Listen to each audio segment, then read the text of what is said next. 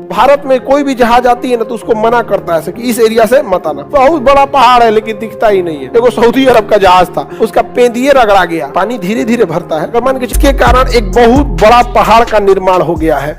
इस पहाड़ का नाम है, दिखता ही नहीं है लेकिन वो पहाड़ बहुत बड़ा पहाड़ है लेकिन दिखता ही नहीं है। तो ऐसा थोड़ी है कि जो नहीं दिखेगा वो नहीं है। चुरैन दिखती है सब। देखो ये वाला यूरोपियन प्लेट है और नीचे वाला अफ्रीकन प्लेट है। ये यूरेशियन और ये अफ्रीकन।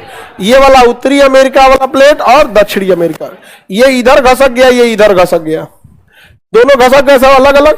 इसी कारण ना जब महाद्वीपीय विस्थापन हुआ तो ये दक्षिणी अमेरिका किससे जुड़ा था, धीरे धीरे क्या हो गया, अलग हो गया। यहाँ पे अब जब अलग हुआ तो पृथ्वी के नीचे का मैग्मा निकल के बाहर आ गया। पृथ्वी के नीचे का मैग्मा निकल के बाहर है और बाहर आ गया और इस समुद्र के नीचे एक पहाड़ का निर्माण हो गया है।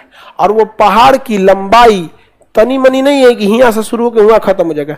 7000 किलोमीटर, 7000 किलोमीटर इतना बड़ा दरार पड़ा है। और वहां से ठीक हुआ दरार पड़ा है, वहां से मैग्मा निकल पहाड़ बन गया। इसलिए ये नहीं कि कोई बड़का जहाज टाइटेनिक नहीं है, हेल दिए ऊपर से ऊपर पेंदिए लौट जाएगा।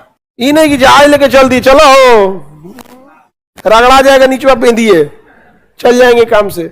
उसका रास्ता है किस एरिया से क्रॉस करना है, कहां पे पहाड़ कम है, समझा गया। या कहीं कहीं बम लगा के उड़ा दिया है, सब रास्ता में पड़ रहा था, उसी एरिया से ले जाना होता है। ये नहीं कि आपका मन है चलो नीचे का रगड़ा जाएगा पेंदिया, क्योंकि 3-4 तल्ला नीचे घुसा रहता है। इसी को हम लोग कहते हैं कटक। क्या कहेंगे, कटक।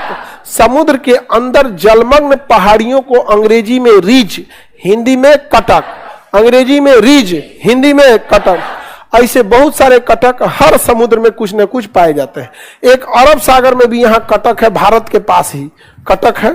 तो भारत में कोई भी जहाज आती है ना तो उसको मना करता है कि इस एरिया से मत आना। देखो सऊदी अरब का जहाज था, उधर दरेले लेके घुस गया उसका पेंदिए रगड़ा गया। वो तो जलमग्न था, नीचे दिख नहीं रहा था, और रगड़ा के उसका पेंदिए फट गया बीचों में से। अब वो कह रहा है Indian coast guard help us, 1 घंटा टाइम में हम डूब जाएंगे। पानी धीरे धीरे भरता है और जहाजों में ना दरवाजे होते हैं, चेंबर। अगर मान के चलिए यहां से फटा ना तो ऐसा नहीं कि जहाज एकदम पूरा खोखला रहेगा कि एक ओर से पानी घुसा तो धरधरेले घुस जाएगा, तो उस चेंबरवा बंद कर देगा, तो बस एक के रूम में घुसेगा।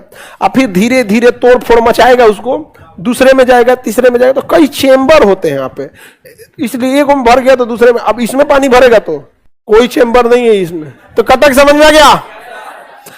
तो ऐसे आया तो विनाशी, ऐसे गया तो संरचनात्मक। विनाशी प्लेट की गति को हम अभिसारी कहते हैं, संरचनात्मक प्लेट को अपसारी कहते हैं। मध्य महासागरीय कटक कहते हैं। मध्य मतलब बीच में, महासागर मतलब महासागर के, कटक मतलब समुद्र के नीचे की पहाड़ी। मध्य महासागरीय कटक इतना बड़ा एरिया है, इस पे सीधे लेके नहीं जा सकते, यहाँ पे गड़बड़ा जाएगा यहाँ पे। लेकिन ये मैग्मा निकला है, कटकवा को फोड़ेंगे ना तो इसमें तांबा, सोना, चांदी, कोयला, अल्मुनियम यही सब मिलेगा। समझ में आ गया कि नहीं आ गया। क्योंकि उल्का पिंड जो गिरा था, पहले ये हरा भरा जमीन था, उल्का पिंडवा गिरा था ना तो यहीं पे जंगल और डायनासोर थे, चपाक से मारा था, दबा गए थे सब अंदर। वो अंदर चल गया होगा, फिर ये प्लेट अलग हुआ होगा, उसी से कटक बना होगा। तो उसमें बहुत सारी संभावनाएं हैं मिलने की। समझ में आ रहा है कि नहीं आ रहा है, बहुत सारी संभावना। निकालेगा कैसे, निकालेगा कौन, जो पहले खोज दिया निकाल लेगा, क्योंकि किसी का नहीं है। इसीलिए ना बहुत ज्यादा रिसर्च किया जाता है। चंद्रयान हम काहे भेजे, वहां अगर कुछ मिल गया तो कौन निकालेगा, जो जा सकता है। तो क्या इतना पैसा फूकने की शौक लगल है। अब पाकिस्तान वाला कर, जब चांद दिख ही रहा है तो जाने की जरूरत क्या है।